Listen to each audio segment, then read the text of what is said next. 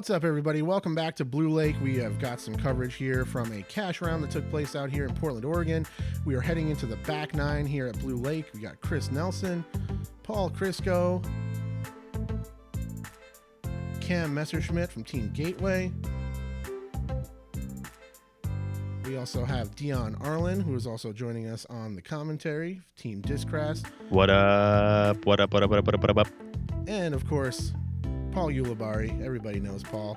We're heading into the back with you and Paul tied at 5 down. Seems like you guys did pretty well. Got the birdies you needed on the easier of the 2 nines here at Blue Lake. And we're heading into some a little bit more challenging holes here.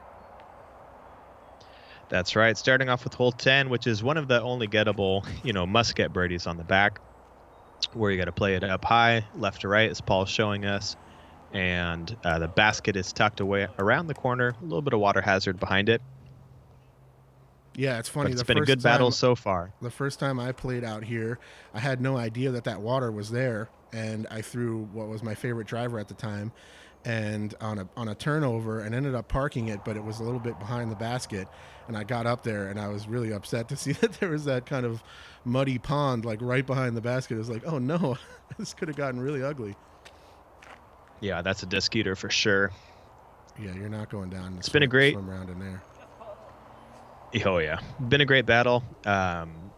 Good shots all around on the front 9. Paul started out pretty on fire, and after a bogey on 8, I was able to catch up to him.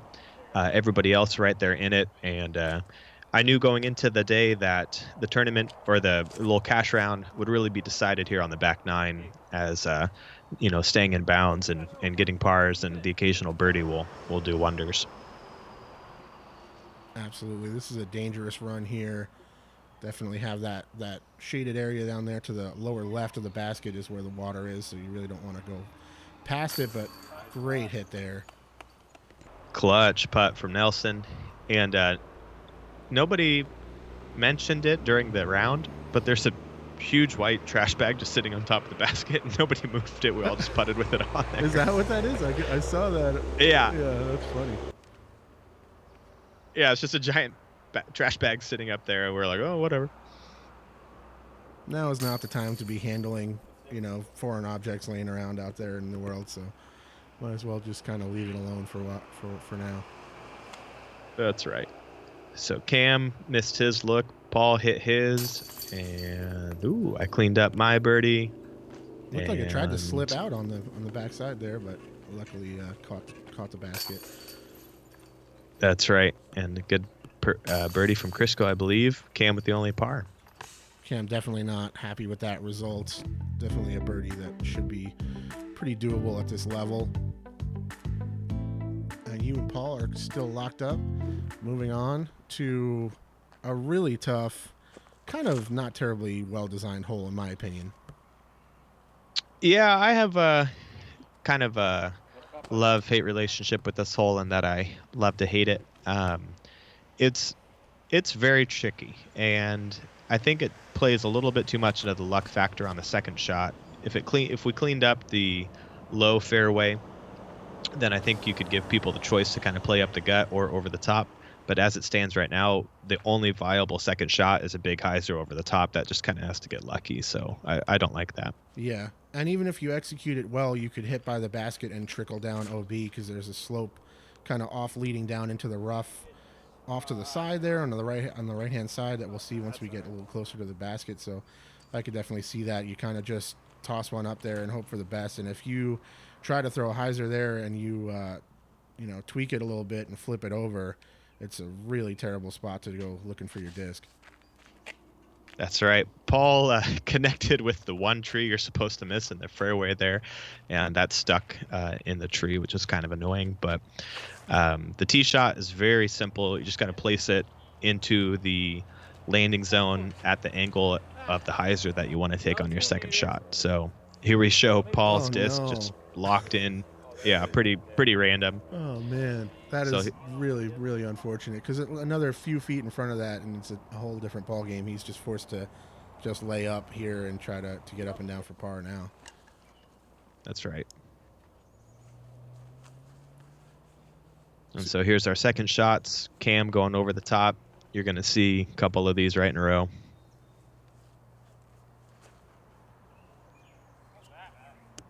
Playing that super wide. Yep, wide and high, and that is safe. Lefty, super tough to keep something turned over. So Paul turns it over and then just fades down the hill OB. Yeah, you could kind of see when that got to the height that it was just going to look like it was going to come out. That's right. Uli going over the top with the nuke, I believe. And that will be safe as well. Actually, I ran up and spotted all of these shots coming in. And it was kind of fun. Seeing shots come in from that side, it was a good experience to look back and see how the angle of those approaches were coming in.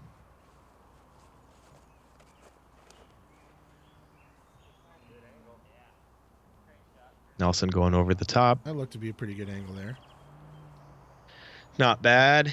And now I'm trying to use all of that knowledge and experience from watching shots come in to guide this over the top shot with the force.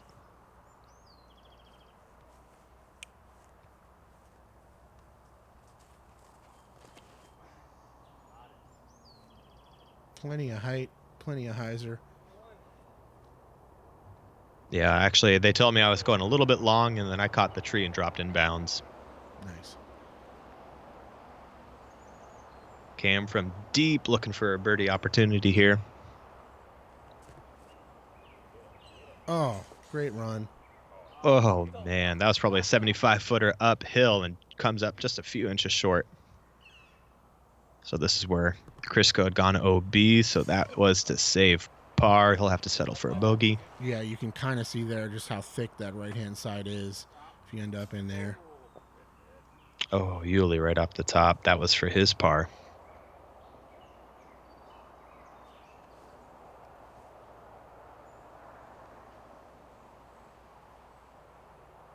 Nelson with a deep look for birdie.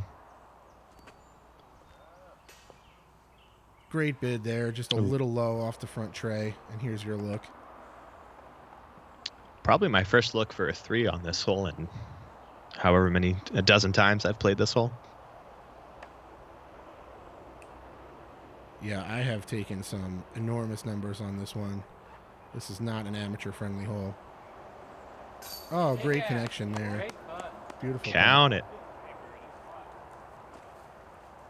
And that's going to take a few strokes on the group. We had 2 bogeys and 2 pars, so I'm feeling good at this point, hitting a big bonus birdie and taking control of the match. You're up by 2 now over Ulibarri, who slips back just a little bit. Nelson there with 4 down, and Cam and the other Paul hanging out at 1 down. This is a very interesting hole here. Give us a little breakdown of the approach here. It's probably a tough one to film. Yeah, hole 12 is great. You throw a shot straight out of a very narrow chute, and then you have a green that's ultra protected by a ton of little poles. So it's actually one of my favorite holes on Blue Lake, and it sets up well for a little flip up forehand, as most of us are going to be throwing. Yeah, absolutely. And my favorite hole on the back 9 here. I think this is a really unique hole. It really doesn't give you the sense of how tight this first gap is. And then you have a lot of open space, but then it really pinches in and gets dense where the basket is as well. Very unique shot.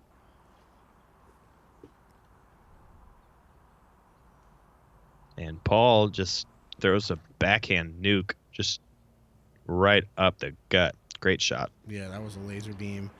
Just to hit this gap and get out into the open is really job one. To get up towards the green, it takes a really nice pull. That's right. Crisco, just a little low. Hit the fairway. So job 1 is done for him, but now he's got kind of a long look for job number 2. Yeah, this gives you a better sense of how dense the basket is there with the trees. It gets pretty closed in, and there's only a few different kind of lanes through there to get into the green. Nelson goes a little deep. Cam doesn't have much from the right side there. Not very friendly. Oh, makes the most of it. Bounces around, stays close. He seems a little frustrated. I've got a little... Yeah. Got a little straddle putt here. I did not like this lie. I actually spent a lot of time deciding if I should go for it or lay up.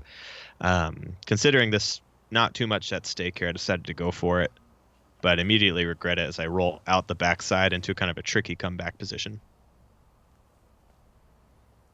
Paul put himself in a great position here to putt for 2. Oh, and makes And he it work. gets it.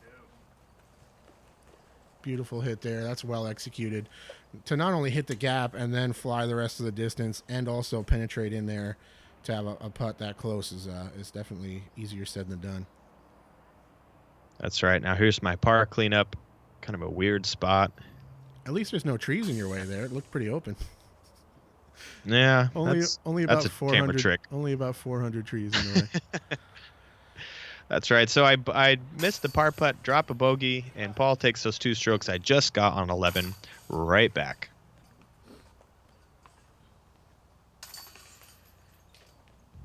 And there we have it. You guys are tied back up after Paul hits that nice stepper. A little bit right side, drops in. Very well executed hole here. And now we're getting into the some of the most brutal blackberries you're ever going to see in your life. That's right. Hole 13, 2-shot par 4, very straight ahead, just, pretty comfortable width for a fairway. When the wind picks up, it can be tough to hit, but just got to stick one in the fairway and then stick one at the basket, and then you should be good. Cam really trusting the fade on that disc to play it so wide out over those blackberries, because if that rolls over and drops down in there, you can basically kiss that disc goodbye. Yeah, that's true. Paul, a little more conservative, sticks it in the fairway. Pretty smart play, and the approach here isn't too bad if you're down in that area. You really just want to make sure this one stays in the fairway. That's right. I'm going to go hurricane on the forehand and just try to blast one and get some distance on this fairway.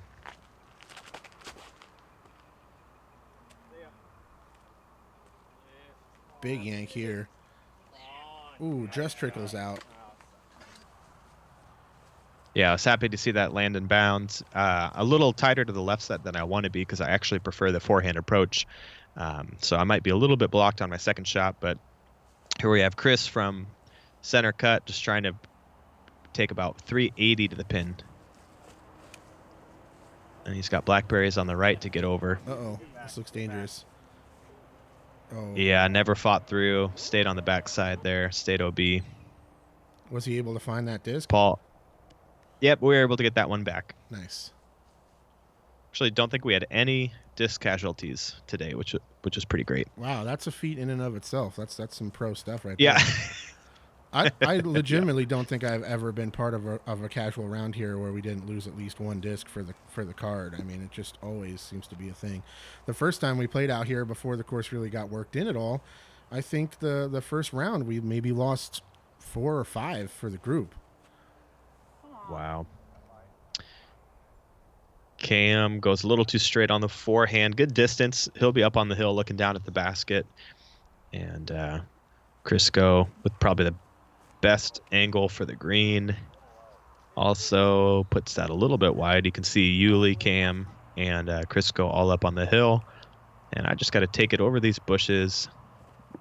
I sawed it off. You can tell I threw it hyzer instead of flat, and I end up short right, but in bounds. At least you stayed safe there. The other guys seem to, just kind of stay up on that hill a little bit more than they wanted. No real skip on this grass either. It seems pretty sticky. That's correct. Nelson just has to lay up with the zone from about 100, and now we've got a couple of long bids for birdie. Oh, just tickles off the right chains for Paul. See if I can put another long one in.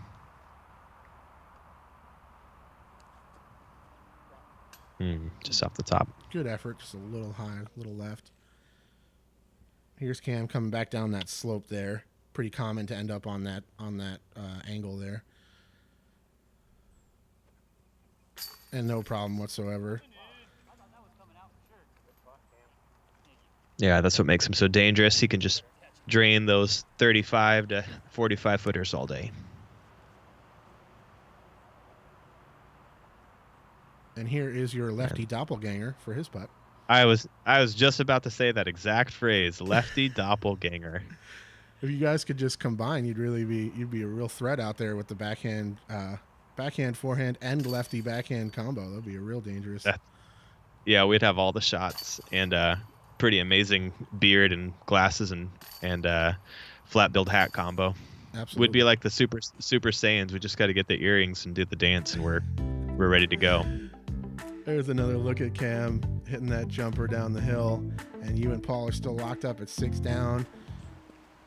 Interesting story. This is the hole where Paul Ulibarri injured himself, I believe, at the Portland Open last year, and ended up having to sit out the rest of the season, and able to kind of come full circle a year later, and here he is back out on the same course, battling it out, and back out there competing at the high level. That's right. Pretty incredible story. It actually happened a year ago on the day. Yeah. So he was facing some demons. I actually rode down from Washington with him, and we had a good chat. And yeah, he was not looking forward to playing this course. And props to Paul for putting in the work, putting in the rehab, coming back healthy, and facing the hole that ended his career for a year. So welcome back, Paul. We love having you out there. Absolutely. Just really glad he was able to, be on the mend and get back out there doing what he loves to do.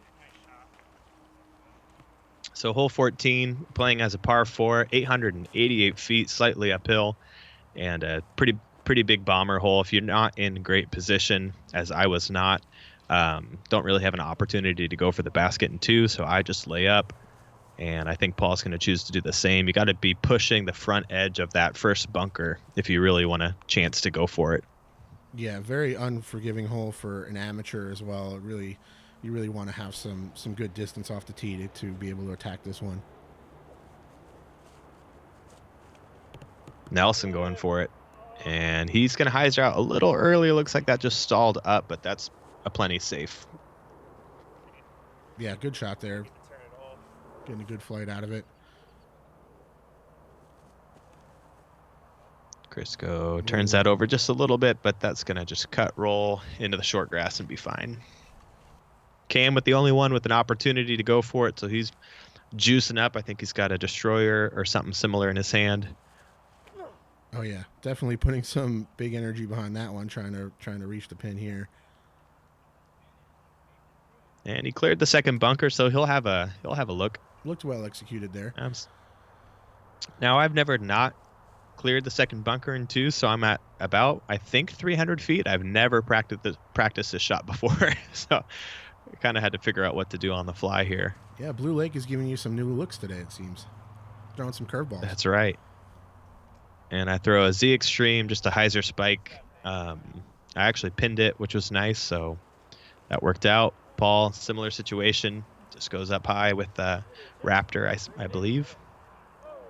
Interesting thing about this course, and I wonder what your perspective is on this. It seems like, especially once you get into these holes from kind of beyond hole 12, you're just out in the wide open sunshine, and it just seems to, like, especially in summer and warm conditions, it starts to kind of drain the energy a little bit. You're starting to throw a little bit farther, and now it's just there's so much danger on either side of the green there, with so many blackberries and everything. It just starts to kind of get into you a little bit, and it just seems like it's kind of, a little bit tougher conditions on this back nine with the heat and the wide open in the sun. Would you agree?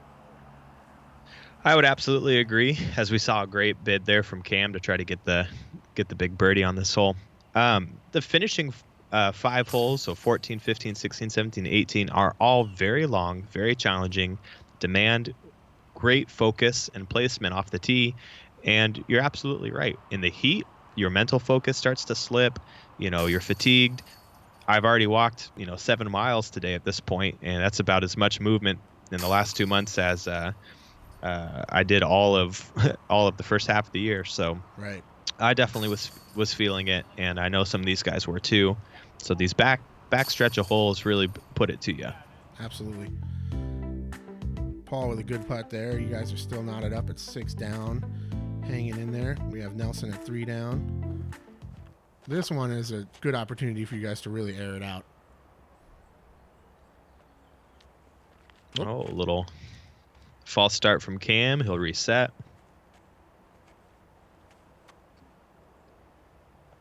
Would you say this is the destroyer from Cam? I think so.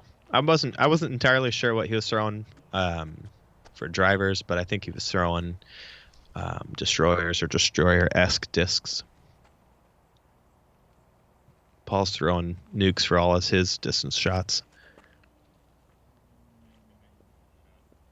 Great placement. Started it out plenty wide. Yeah. This is another hole that's notorious for eating plastic, especially for the amateurs and stuff. If you hyzer out early, right hand, backhand, these blackberries are just horrendous. Yep. Oh, this looks dangerous. Crisco's going to challenge him. Yeah, and he just hung it out a little too wide on that lefty shot.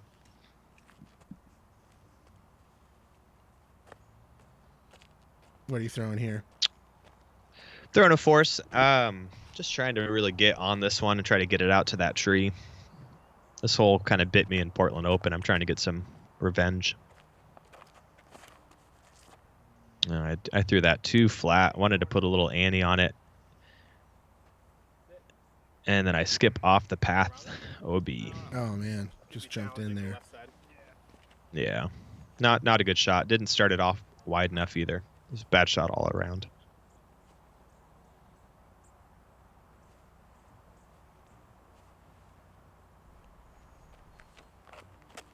And Nelson, great angle control. Chris is not a big guy, but he has great arm speed and really good angle control. Super clean spin on his backhand. So he's got really good distance and just more than anything, just excellent placement with his release angles are just so spot on every time. Yeah, I've not seen him play before, but he's definitely very smooth. Yeah, he's great. I think he's rated somewhere in the 10-16 range. Excellent putter, as you've seen. He's got actually really smooth forehand, too. He hasn't really showed off too much in this round, but super excellent throwing technique. He's going to be a contender for a long time.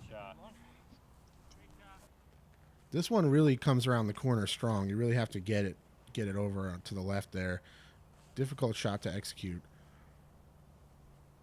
Yeah, kind of a blind approach. Got to work the hyzer from right to left. You can either go inside this tree or around the tree if you're far enough up, but you got to clear that big wall and stick it. Paul in beautiful position here. Yeah, so Paul can go around the tree, and then you can just kind of play the right to left fade into the green, which he does so excellently. And I'm going to try to do the same. I just drilled the top of the tree, and it made the loudest crack while we were out on the course. Just hit something dead solid right at the top of the tree and fell straight down. So I'm 0 for 2 on this hole. Let's see how this goes. A little step out. A little patent pending. Not bad. About 25.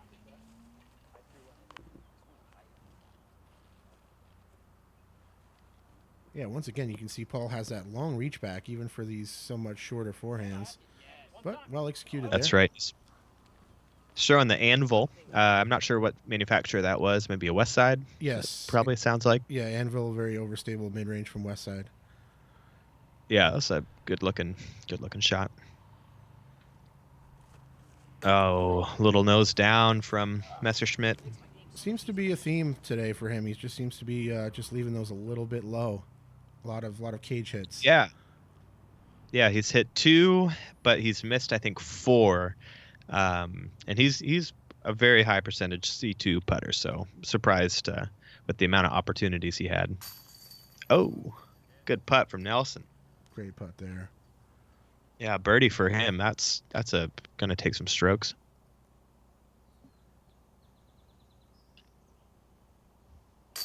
Paul with a good putt there as well, dead center. And here is Uli. Uli for birdie.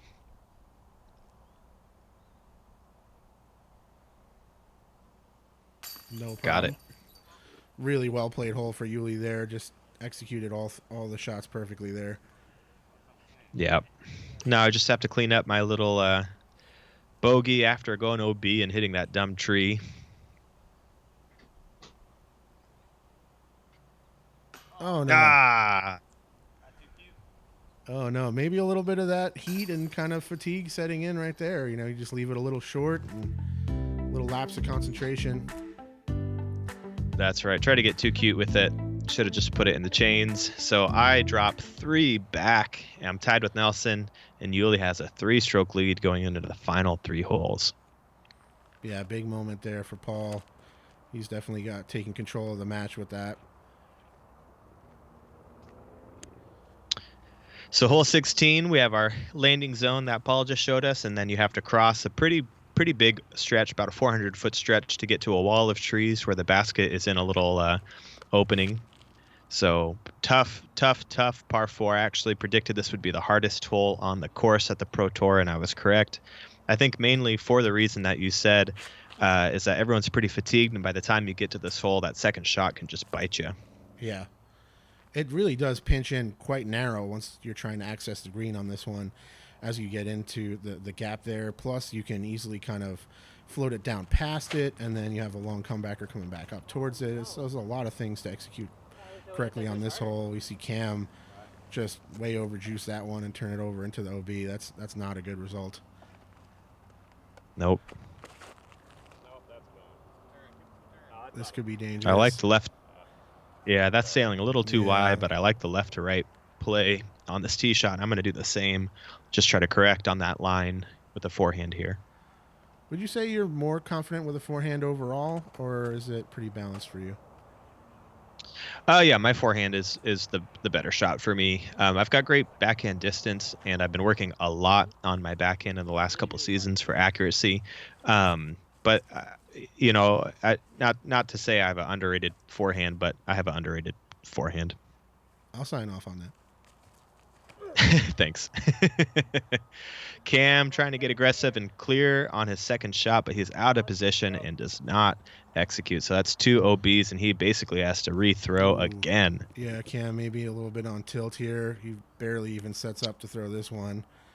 Just kind of a He's just step going to and lay throw. up.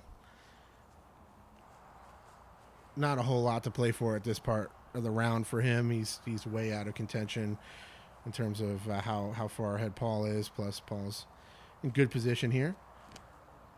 That's right. It's going to go nuke. But he turns it over also and does not clear. Oh. So he's out of bounds, opening the door for me and Nelson. So all I have to do is clear the OB. I'm thinking in my head, just pump it high and juice it into the tree line. And then I step in a hole and throw it straight in the ground. Oh, he just didn't quite clear the long, tall grass on that one. Yeah, I just threw that straight down. That was 10 feet lower than it was supposed to be. Just kind of messed up my approach.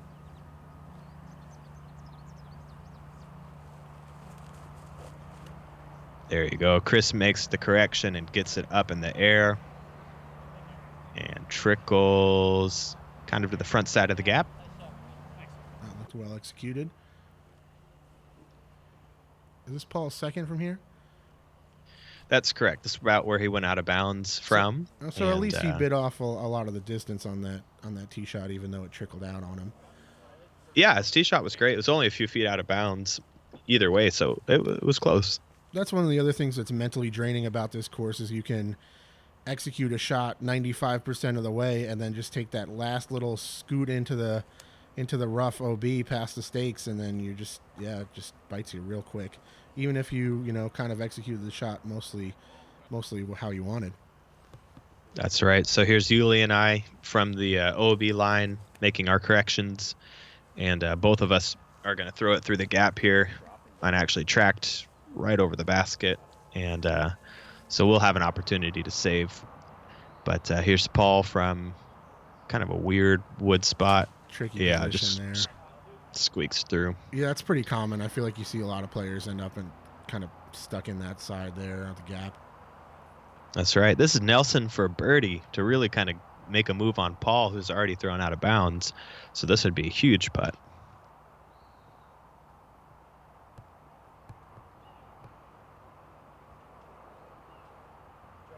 Oh, it just puts it a little high. Just soars it. You can't really see there, but it does kind of slope down from where he was, so it is a little bit easy to kind of float that down past the basket.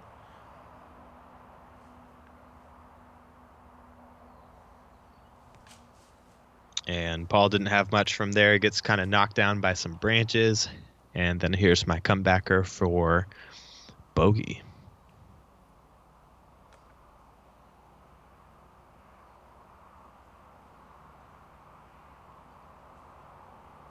Good hit there.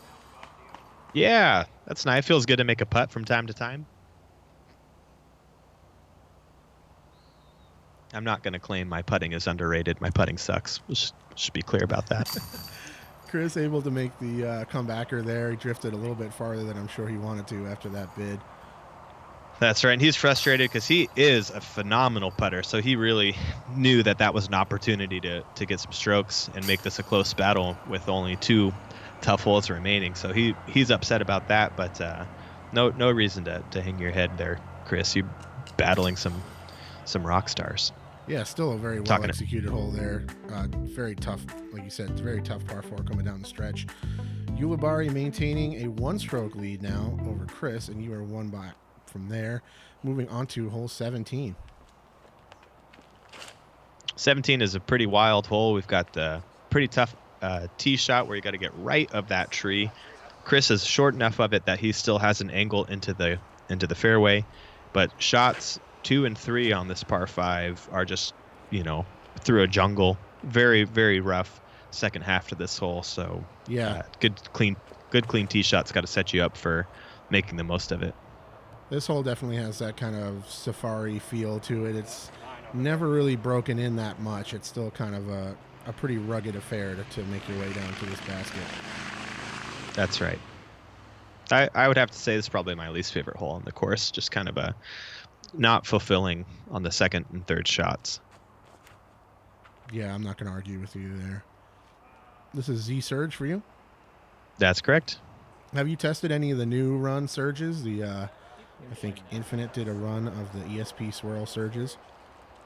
No, I haven't. I would love to get my hands on some of those. Yeah, shout out to my buddy Andy. He picked up a whole bunch of them. He's like the #1 Surge fan in the world. Yeah, and that's right. we were out playing around, and those popped up, and he got really excited. Ended up ordering like 4 of them in the car ride home. Nice. Cam turns that over. If you sneak through, you have a little bit of a backdoor on that right side, but you can see he did not, and he's kind of in a tricky spot. I'm sure he's not happy with that shot. And anything outside of prime position on this one is just scramble mode. You're just trying to chip away. Yeah, and you're going to see here in a moment, I threw a pretty tasty drive. That Z Surge I got the full flight out of, and I thought I was in prime position, but even then, still kind of sucks. So I don't really know what to do about this hole. Yeah.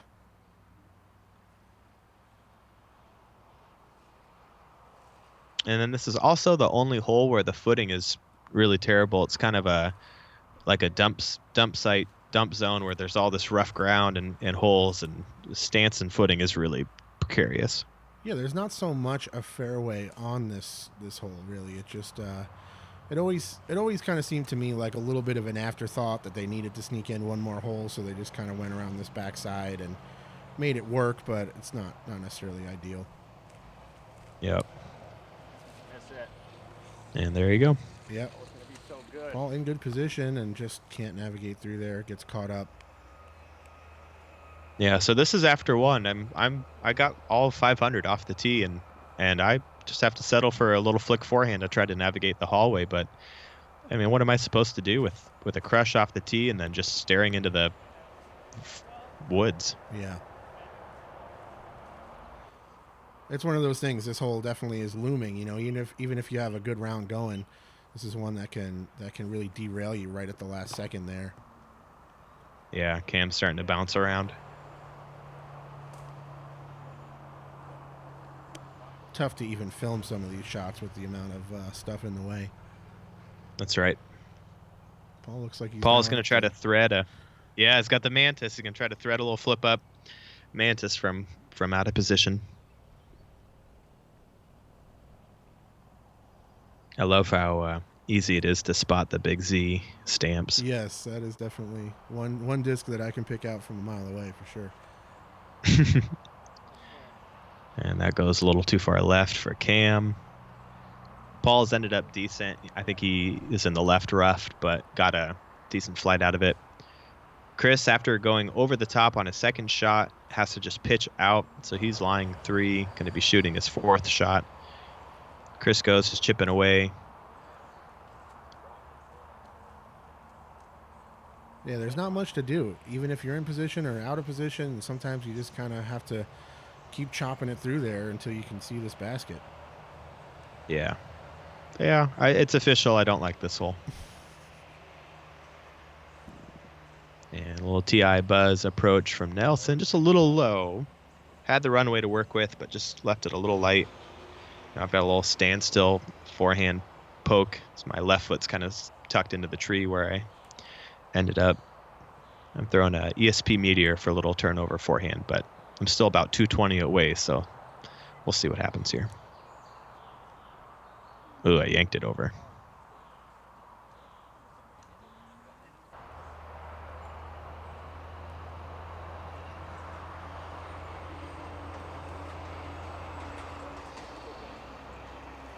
There you go. That was a good upshot by Paul C.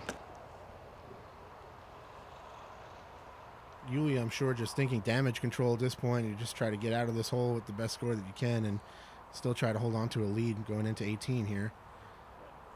That's right. He does leave that a little bit soft, about 25-footer for his par. I think that was Cam. Was really struggling on this one. Yeah, Cam just going left, right, all the way down. And I've got about 90 feet run. Tried to float it in there for the birdie, but I'll have to settle for par. Now this is Chris's par putt, so I can get one on him unless he drains a 60-footer.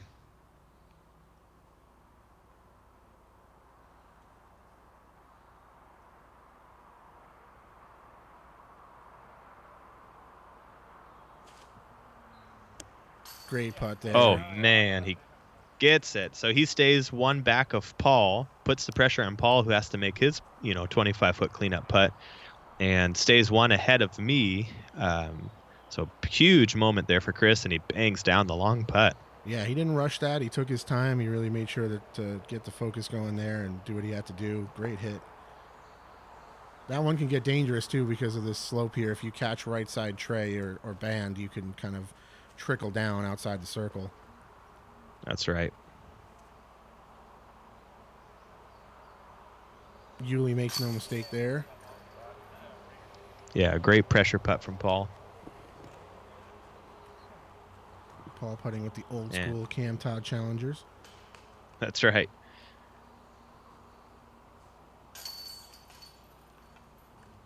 And we have one hole left, and we're looking at just a few strokes. Paul at 5, Chris at 4, I'm at 3. Messerschmidt had a tough 17, so he drops back a little bit. And he's got Crisco at +2 as well, who's been holding his own. I don't think Crisco's gotten a chance to play a lot of open events, so I'm not sure exactly what his rating or preferred division is, but he's been hanging tough with some top guys. Absolutely. Either way, I'm sure it was a great learning experience to see you and Paul and the other players attack this course and navigate a very difficult track.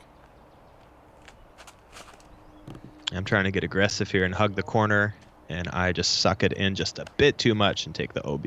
So I'm out of it as far as contending for the top spot, but Nelson put his shot right in the fairway. Paul has to follow suit and is also safe. So they are still battling. I'd have to imagine this is a tough lefty backhand shot here, trying to get around this corner and not fade out too much, but he seemed to do just fine there. Yeah, good shot from Paul. Cam going aggressive. Yeah, you can see when Cam's trying to hulk up and really get one out there, he gets those extra few steps in. Yep. Now I play it off the OB line because you can take it away from the basket, and I set up this super long tunnel forehand shot, which I friggin' pure. Absolutely piped there. What was that disc? Pulse. Nice. ESP Pulse. Great shot. Yeah, I'll just slowly brag about my bogey save on this hole. Hey, good shot's a good shot. Try to make myself feel better about blundering these last 5 holes. Yeah. Chris Crisco executes the up and down. out and around. Is he close there? I couldn't quite see where that He finished. he pins it and Putting some pressure puts some on pressure Uli on here. Paul. Seemed like that's what he And wanted. yeah, he's sitting right at that 22, 25 foot spot again. So he's got to make another good putt to finish off this round. And Cam just in bounds with the TI drone. As we kind of wind things down here, I want to remind everybody to subscribe if you like the content. And thank you so much for watching. Thanks to Dion for coming out here and performing, putting on a show for you guys to have some golf to watch during quarantine. Looks like the tour might start up again soon, but it's good to have some stuff to watch in the meantime. And there is Uli to take the win.